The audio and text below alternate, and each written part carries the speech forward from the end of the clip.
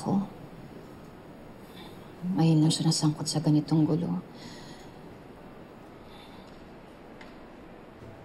Naaawa ko sa kanya eh. Parang, alam mo, ramdam na ramdam ko yung takot niya. Hindi ko alam kung kaya ko siyang iwan. Huwag kang mag-alala, Rosel.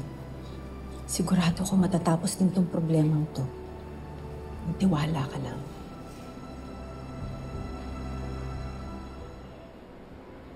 Nakakausap sa inyo. Baka walang hiya talaga kayo? Anong ginagawa niyo dito, ha? Gusto niyo ba ipapulis ko kayo? Anong ipapapulis, ha? Eh kung anak mo ang ipapulis ko. At sino ka naman? Ako ang asawa ng lalaking binaril ng anak mo.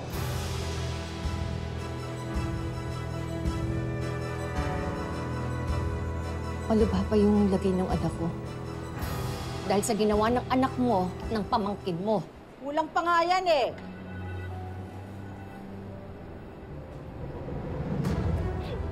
Walang awa niya.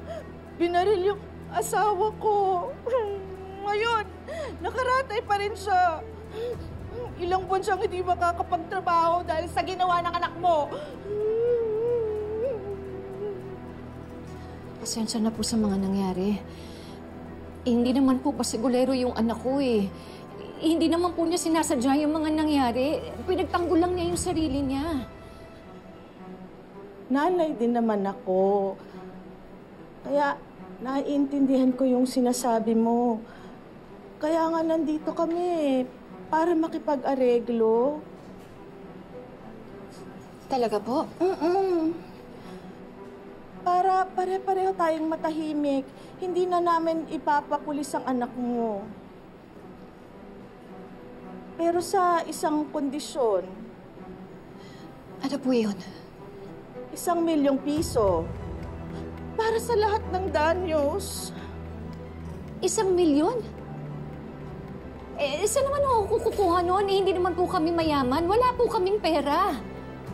Sabi sa'yo, Mamang, hindi ka ganang ideya mo. Gaya ng sinabi ko, ina rin ako. Kaya naiintindihan ko yung nararamdaman mo. At bilang isang ina, gagawin ko ang lahat para sa anak ko. Siguro naman, ganun ka rin, di ba? Sobra naman yung hinihingi ninyo sa akin. 1,000,000? Isipin mo na lang, kinabukasan at kaligtasan ng anak mo ang nakasalalay. Okay, kung ipapakulong ko yung anak mo, pwede siyang pag-interesan at presbakan. Tama. Eh kung mapapiyansahan mo man siya, ay hindi ko masisigurong mapipigilan ko ang mga anak ko na ipaghiganti ang patang nila. Hindi niyo pwedeng gawin to sa anak ko. Nasampulan na nga nila, di ba, ang anak mo? Hindi ka pa kumbinsido sa kaya namin gawin? Walang protekta sa'yo. Maliban na lang kung papayag ka sa kasunduan natin. 1,000,000 piso. Kailangan ko within 24 hours. Kung hindi mo maibibigay, diretso ng kulungan niyang anak mo. Let's go, boys!